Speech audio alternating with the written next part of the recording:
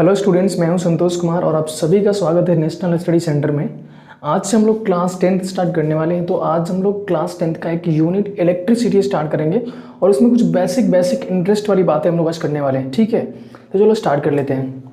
देखो, जो चैप्टर्स का नाम है वो है आपका इलेक्ट्रिसिटी। तो चैप्टर्स का नाम से आपको पता चलता है कि जो भी मतलब करेंट, वोल्टेज, ये सब की बातें हम लोग इस चैप्टर में करने वाले हैं ना। जैसे मेरा कहने का मतलब ये है कि आप अगर अपने घरों में भी देखते होंगे तो हम लोग जो भी कनेक्शंस करते हैं उसमें एक सर्किट का डिजाइन करते हैं बेसिकली, है ना। मेरा कहने का मतलब ये देखो, जैसे अगर आपके घरों में आपने देखा होगा तो मान लो आपने यहाँ पे एक बैटरी लगाया, यहाँ पे एक बल्ब लगाया, है ना, और इस तीनों को ऐसे कनेक्ट कर दिया। ठीक है, आपने एक बैटरी लगाया, आपने एक बल्ब लगाया और एक सर्किट को क्लोज कर दिया। तो ये क्या बन गया आपका, ये एक सर्किट बन गया और इसमें एक प्रॉपर वे में करेंट आपका फ्लो करता है, तभी आपका एक लाइट जलता है ना। जैसे अगर आप दो तीन एलिमेंट को, मान लो एक बल्ब ले लो, आप एक बैटरी ले लो, या फिर दो तीन सर्किट एलिमेंट को अगर आप कनेक्ट कर देते हो एक तरीके से, एक मैनर में, तो जो बन जाता है ना कनेक्शंस, जो अरेंजमेंट बन जाता है उसको हम लोग बोलते हैं इलेक्ट्रिक सर्किट। ठीक है, और उसमें करंट फ्लो करता है अगर वो क्लोज्ड पाथ होगा तब। ठीक है, चलो इतना समझ में आता है। अच्छा, सबसे पहले आपको ये डाउट्स होगा कि सर अगर हम ये बोलना चाहें कि इलेक्ट्रिसिटी है क्या, हमें कुछ नहीं पता सर, हम करंट क्या होता है हमें कुछ नहीं पता, हम कैसे डिफाइन करेंगे। चलो इसके बारे में सबसे पहले जान लेते हैं कि करंट होता क्या है। देखो अगर करंट के बारे में हम लोग बात करना चाहें, करंट के बारे में बोलना स्टार्ट करें तो हम ये बोल सकते हैं, सबसे पहला जो इसमें टर्मिनोलॉजी आएगा वो आएगा आपका करंट। ठीक है, यानी करंट आपका क्या होता है।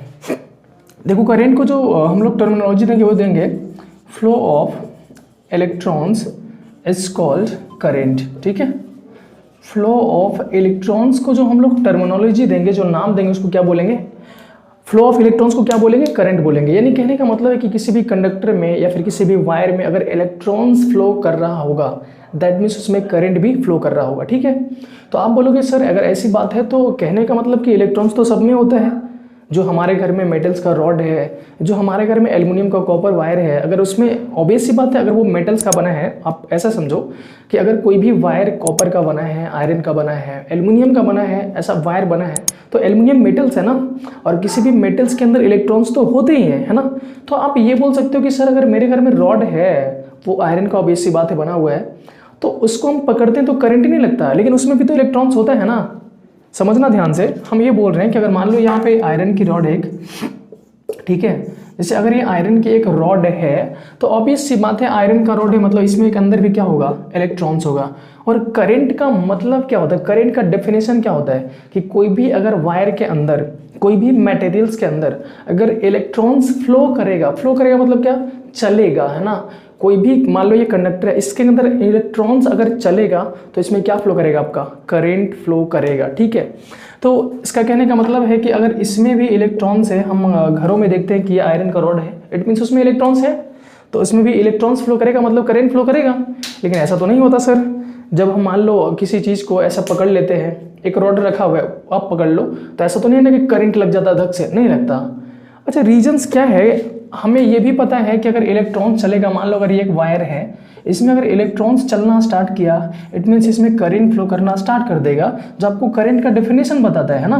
करंट का डेफिनेशन क्या बताता है, कोई भी वायर में अगर इलेक्ट्रॉन्स चलना स्टार्ट कर देगा, यानी उसमें इलेक्ट्रॉन्स चलना अगर स्टार्ट कर देगा मतलब करंट फ्लो करना स्टार्ट कर देगा।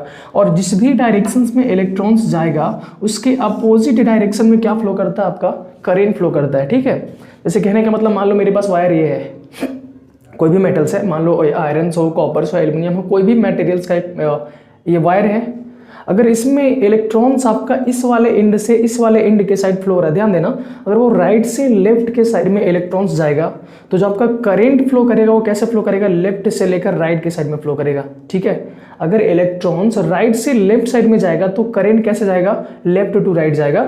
यानी जिस भी डायरेक्शंस में इलेक्ट्रॉन्स फ्लो करता है ना, उसके अपोजिट डायरेक्शन में आपका क्या फ्लो करता है, करंट फ्लो करता है। तो हम लोग डिस्कशन ये कर रहे थे कि सर अगर ऐसा है कि किसी भी मटेरियल्स में इलेक्ट्रॉन्स के फ्लो करने से अगर करंट उत्पन्न होता है, करंट जनरेट होता है, तो फिर हम आयरन को पकड़ते हैं तो इसमें करंट क्यों नहीं लगता, यही डिस्कशन वाला पॉइंट्स था। तो देखो आपको एक चीज़ और यहाँ पे हम बताना चाहेंगे कि अगर कोई भी मटेरियल्स होता है ना, जैसे मान लो वो आयरन हो, कॉपर हो, एल्युमिनियम हो, कोई भी हो, तो उसके अंदर जो इलेक्ट्रॉन्स होते हैं वो ब्रोनियन मोशन कर रहे होते हैं। ये ब्रोनियन मोशन क्या है सर? तो कोई भी एलिमेंट के अंदर जो इलेक्ट्रॉन्स होते हैं पहले से वो रैंडमली किसी भी डायरेक्शन में मूव कर रहे होते हैं, ठीक है। जैसे मान लो अगर आप मेटल्स इसको कंसिडर कर रहे हो तो इसके अंदर जो इलेक्ट्रॉन्स होंगे वो मूव तो कर रहे होंगे लेकिन उनका कोई पर्टिकुलर डायरेक्शन नहीं होगा। मतलब कोई इलेक्ट्रॉन्स आपका इधर जा रहा होगा, कोई इलेक्ट्रॉन्स आपका इधर जा रहा होगा, कोई इलेक्ट्रॉन सीधा जा रहा होगा, कोई इलेक्ट्रॉन्स इधर जा रहा होगा। यानी कहने का मतलब मेरा ये है कि जो आप घरों में कोई भी मटेरियल्स का चीज़ आप कंसीडर कर सकते हो, बेसिकली वो मेटल होना चाहिए, तो अगर उसको हम लोग कंसीडर करके चलेंगे तो उसके अंदर इलेक्ट्रॉन्स तो होते हैं लेकिन करंट नहीं होते। इसका रीजंस क्या है? देखो कि कोई भी मटेरियल्स के अंदर जो इलेक्ट्रॉन्स होते हैं ना वो एब्रप्टली या रैंडमली कह सकते हो आप, ये किसी भी डायरेक्शन में मूव कर रहे होते हैं, ठीक है। यानी कहने का मतलब है कि हो सकता है कि ये इलेक्ट्रॉन इधर जा रहा हो सकता है ये इलेक्ट्रॉन आपका इधर जा रहा हो। तो देखो अगर ये वाला इलेक्ट्रॉन्स इधर जाएगा तो आपको करंट का डेफिनेशन क्या बताता है? जिस भी डायरेक्शन में इलेक्ट्रॉन्स फ्लो करेगा उसके अपोजिट डायरेक्शन में क्या फ्लो करेगा? करंट फ्लो करेगा। मतलब ये वाला इलेक्ट्रॉन्स अगर इधर साइड जाएगा तो करंट कैसे फ्लो करेगा? इधर फ्लो करेगा। अगर ये वाला इलेक्ट्रॉन्स इधर फ्लो कर रहा है मतलब करंट कैसे फ्लो करेगा? इधर फ्लो करेगा। देखो ये वाला करंट और ये वाला करंट एक दूसरे को क्या कर देगा? कैंसल आउट कर देगा। ऐसे ही और मान लो ये वाला इलेक्ट्रॉन्स आपका इधर फ्लो कर रहा है और ये वाला इलेक्ट्रॉन्स इधर फ्लो कर रहा है, तो आप ध्यान से समझना, ये इलेक्ट्रॉन्स अगर इधर जाएगा तो इसके कारण जो करंट फ्लो करेगा उसके अपोजिट फ्लो करेगा। अगर ये इलेक्ट्रॉन्स इधर जा रहा है तो इसके कारण करंट फ्लो करेगा, इधर फ्लो करेगा। मतलब इसको आई दे देते हैं, यहाँ पे भी आई दे देते हैं, तो ये दोनों करंट एक दूसरे को क्या कर देगा? कैंसिल कर देगा। रीजन समझ आया?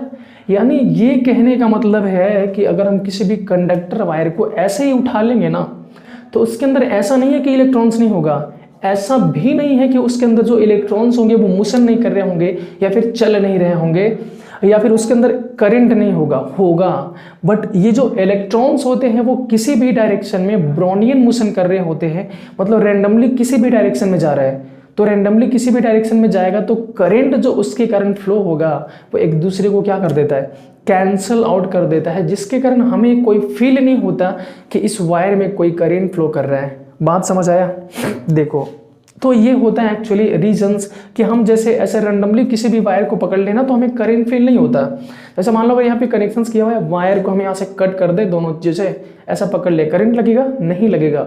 रीजंस क्या है कि ये वायर में ये नहीं है कि अगर हम इतना बड़ा वायर को कट कर लेंगे, जैसे देखिए ये माइक का अगर हम लोग एग्जांपल है, देखिए यहाँ से यहाँ तक वायर को अगर कट कर लेते हैं और दोनों एंड को ऐसा स्क्रैच करके और पकड़ लेंगे तो क्या हमें करंट लगेगा? नहीं लगेगा। रीजंस तो फिर आप ये नहीं कह सकते कि इसके अंदर इलेक्ट्रॉन नहीं चल रहा है, चल रहा है, बट हम ये कह लेंगे कि अगर ऐसे ही कट करके वायर को पकड़ लेंगे तो इसके अंदर में जो इलेक्ट्रॉन्स है ना वो ब्रोनियन मोशन कर रहे हैं। मतलब कोई भी कहीं भी जा रहा है तो कोई भी कहीं भी जाएगा तो इलेक्ट्रॉन्स का जो डायरेक्शन होगा वो रैंडमली होगा, तो करंट भी जिधर जिधर फ्लो करेगा तो एक दूसरे को क्या कर रहा होगा? कैंसिल कर रहा होगा। यानी हम लोग को करंट का अनुभव नहीं होता। तो फिर आप बोलोगे कि ये जो करंट फ्लो करता है ना वायर में, उसका कॉन्सेप्ट क्या है? एक्चुअली ये फ्लो कैसे करता है फिर, है ना? इलेक्ट्रॉन्स के फ्लो करने की वजह से करंट फ्लो करता है। जिस डायरेक्शन में इलेक्ट्रॉन जाएगा उसके अपोजिट डायरेक्शन में क्या फ्लो करेगा? करंट फ्लो करेगा। फिर हम आपको ये बोल दिए कि अगर कोई वायर है उसके अंदर इलेक्ट्रॉन्स तो है, फ्लो भी कर रहा है, लेकिन हमें करंट नहीं लग रहा। उसका रीजन क्या है कि ये जो इलेक्ट्रॉन्स है वो रैंडमली कहीं पे भी मूव कर रहे हैं, तो ये वाला जो इसके कारण करंट फ्लो कर रहा था इसके कारण जो एक दूसरे को कैंसिल कर दिया। इट मीन्स हमें कोई भी रिजल्टेंट करंट यानी नेट करंट नहीं मिल रहा है, ठीक है। तो अगर हमें ये चाहिए कि ये जो करंट फ्लो कर रहा है ना ये हमें इसका नेट वैल्यू चाहिए, यानी हम ये चाहते हैं कि अगर हमें करंट लगे, है ना, करंट का वैल्यू मिले तो हम क्या करेंगे? देखिए एक टर्म आता है आपका वोल्टेज, ठीक है। एक टर्म हम लोग देखेंगे वोल्टेज। ये वोल्टेज बेसिकली करता क्या अभी आपको समझ आ जाएगा। देखो वोल्टेज मतलब एक बैटरी समझ के चलो, ठीक है। हमें बस ये जानना है कि करंट एक्चुअली फ्लो फिर कैसे करेगा। हमने आपको क्या बताया? देखो हमने बताया कि अगर इलेक्ट्रॉन्स आपका इस डायरेक्शन में फ्लो कर रहा होगा तो जिस भी डायरेक्शन में इलेक्ट्रॉन्स फ्लो करता है उसके अपोजिट डायरेक्शन में क्या फ्लो करेगा? आपका करंट फ्लो करेगा। यानी कहने का मतलब अगर ये वायर है, करेंट, इसमें इलेक्ट्रॉन्स अगर राइट एंड से इधर जा रहा है लेफ्ट एंड के साइड, तो करंट का डायरेक्शन कैसे होगा, लेफ्ट एंड से राइट एंड के साइड होगा। ठीक है, चलो जैसे यहाँ पे हम यहाँ पे वायर भी बना देंगे आपके लिए। ये लो, हमने बनाया एक वायर, मान लो एक कॉपर वायर है, इसमें जो इलेक्ट्रॉन्स है वो आपके जा रहे हैं इस डायरेक्शन में, तो इसमें जो करंट फ्लो कर रहा होगा ना, उसका डायरेक्शन कैसे होगा, राइट टू लेफ्ट होगा। इतना चीज़ें क्लियर होगा आपको। ठीक है, चलो फिर हम ये बात कर लें कि सर अगर मेरे पास इतना बड़ा एक कंडक्टर वायर है, चलो इतना बड़ा कंडक्टर वायर है और इसमें कुछ हमने यहाँ पे इलेक्ट्रॉन्स दिखा दिया, चलो, और हम ये चाह रहे हैं कि इसमें से प्रॉपर करंट फ्लो हो, तभी तो हम उसका कहीं पे भी यूज कर सकते हैं, है ना। एक प्रॉपर करंट फ्लो उसका हम यूज कर पाएँ सर्किट में कहीं पे भी। तो ऐसे अगर रेंडमली बात करेंगे तो मान लो ये करंट इधर इलेक्ट्रॉन जाएगा, ये इधर जाएगा तो एक दूसरे को कैंसिल कर देगा, या इधर जाएगा एक दूसरे को कैंसिल कर देगा। ऐसे ही रेंडमली इलेक्ट्रॉन्स कहीं पे भी मूव कर रहे होंगे तो एक दूसरे के कारण जो करंट बन रहा होगा वो क्या कर रहा होगा, कैंसल आउट कर रहा होगा, और हमें और आपको कोई भी करंट नहीं मिलता है। ठीक है, हमें और आपको कोई भी करंट नहीं मिलता है।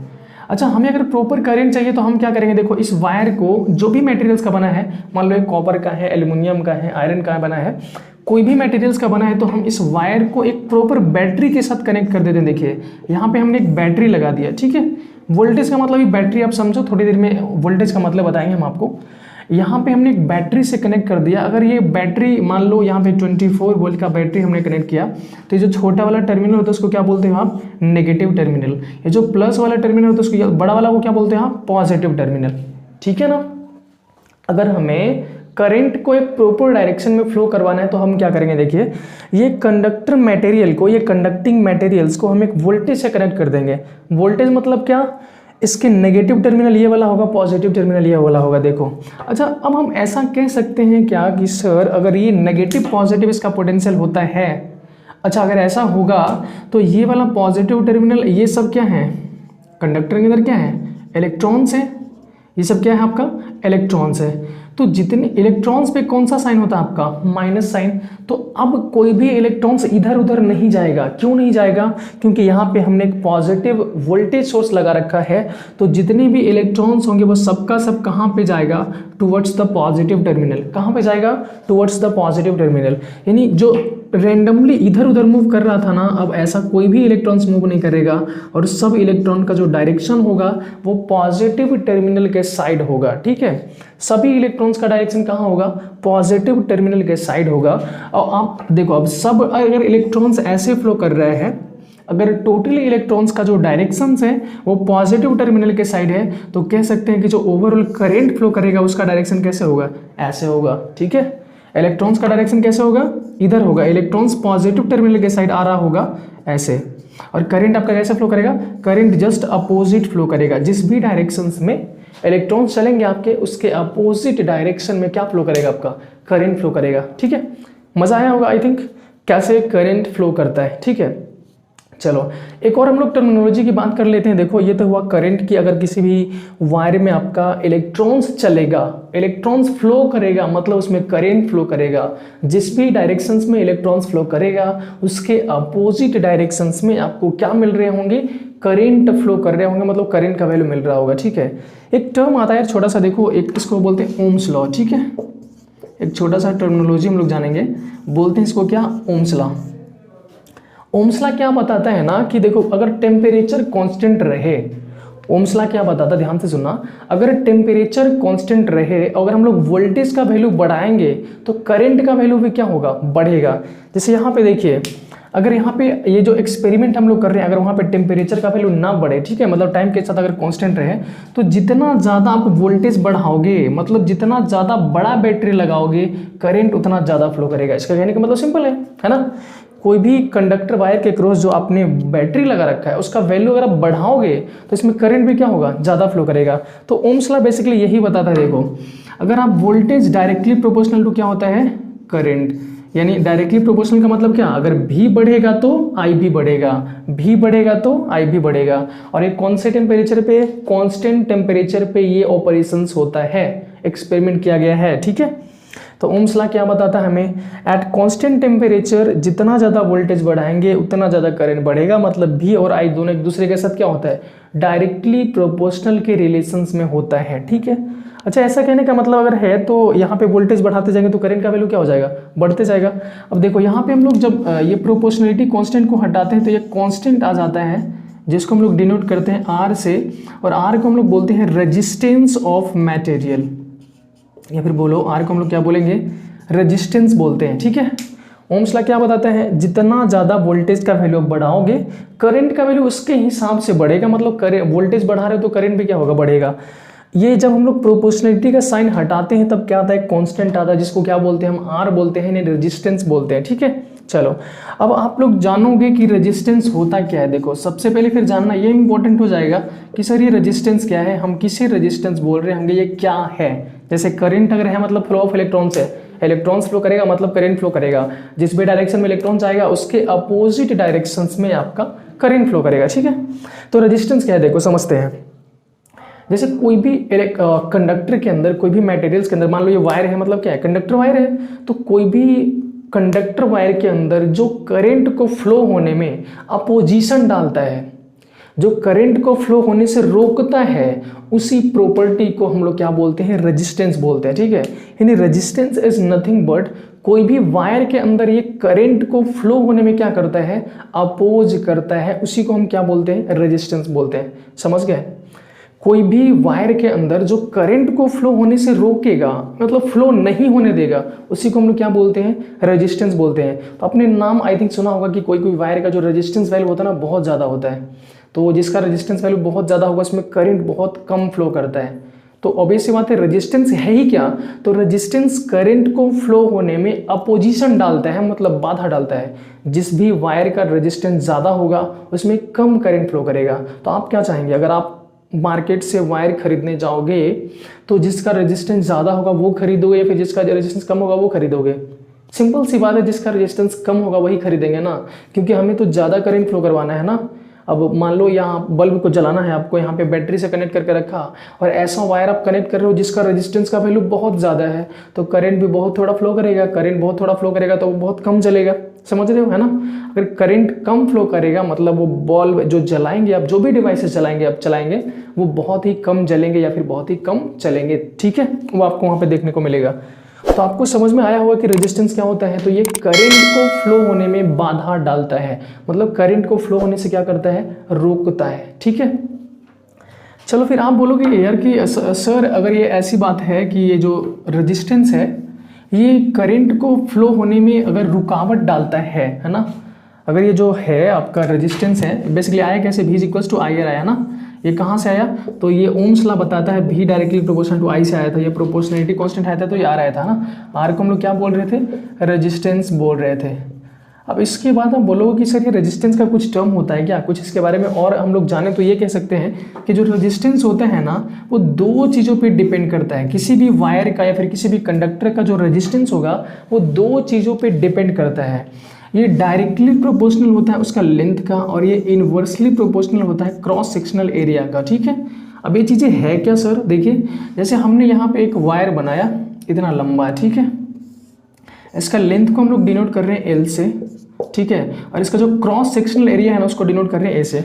क्रॉस सेक्शनल एरिया मतलब कुछ नहीं, जैसे मार्कर है तो इसका क्रॉस सेक्शनल एरिया क्या होगा, ये सर्कल टाइप जो दिख रहा है ना आपको सामने से, ये इसी को क्या बोलेंगे, क्रॉस सेक्शनल एरिया। तो यहाँ पे जो वायर बना रहे हैं वो कौन से शेप का है, बेसिकली ऐसा ही है ना, सिलेंड्रिकल शेप का बोल सकते हो आप। तो इसका जो लेंथ होगा उसको डिनोट कर रहे हैं L से, और ये क्रॉस सेक्शनल एरिया को डिनोट कर रहे हैं A से। ठीक है, तो रेजिस्टेंस जो कहता है ना कि ये दो चीज़ों पे डिपेंड करता है, ये लेंथ का डायरेक्टली प्रोपोर्शनल होता है और क्रॉस सेक्शनल एरिया का इनवर्सली प्रोपोर्शनल होता है। यानी कि ये कि जितना ज़्यादा लेंथ होगा किसी भी वायर का उसका रेजिस्टेंस क्या होगा उतना ही ज़्यादा।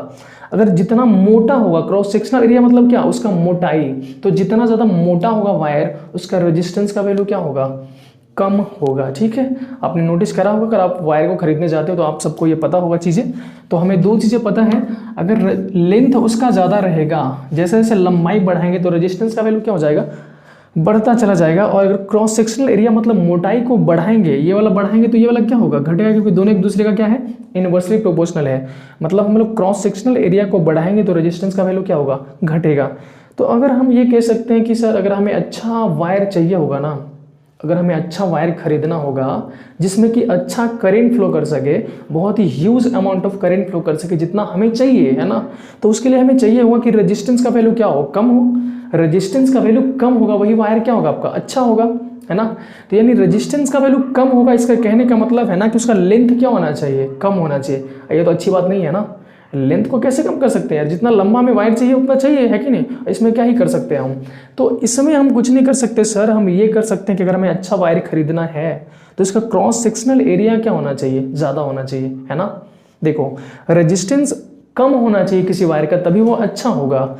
रेजिस्टेंस कम होगा, ये दो चीज़ों पे रेजिस्टेंस डिपेंड करता है, लेंथ या तो कम रहना चाहिए या तो क्रॉस सेक्शनल एरिया ज़्यादा रहना चाहिए, तभी रेजिस्टेंस का वैल्यू क्या आएगा, कम आएगा। तो हम ये तो कुछ कर नहीं सकते बिकॉज दिस इज रिक्वायरमेंट, है ना, कितना लंबा हमें चाहिए वायर, ये चाहिए तो चाहिए, तो इसमें कुछ नहीं कर सकते। हम कर क्या सकते हैं, तो रेजिस्टेंस का जो लेंथ हम लोग लेंगे ना वायर का, उसका मोटाई थोड़ा ज़्यादा कर सकते हैं, तो रेजिस्टेंस का वैल्यू कम जाएगा। अगर रेजिस्टेंस का वैल्यू कम जाएगा तो इसमें प्रॉपर वे में करंट फ्लो करेगा, ठीक है। तो ये कुछ हमने बेसिक टेक्नोलॉजी की बात करी। आई थिंक आपको ये चीज़ें बहुत एंजॉय आप कर रहे होंगे। तो आज के क्लासेस में बस इतना ही, मिलते हैं हम लोग नेक्स्ट क्लासेस में, तब तक पढ़ाई करते रहें। All the best.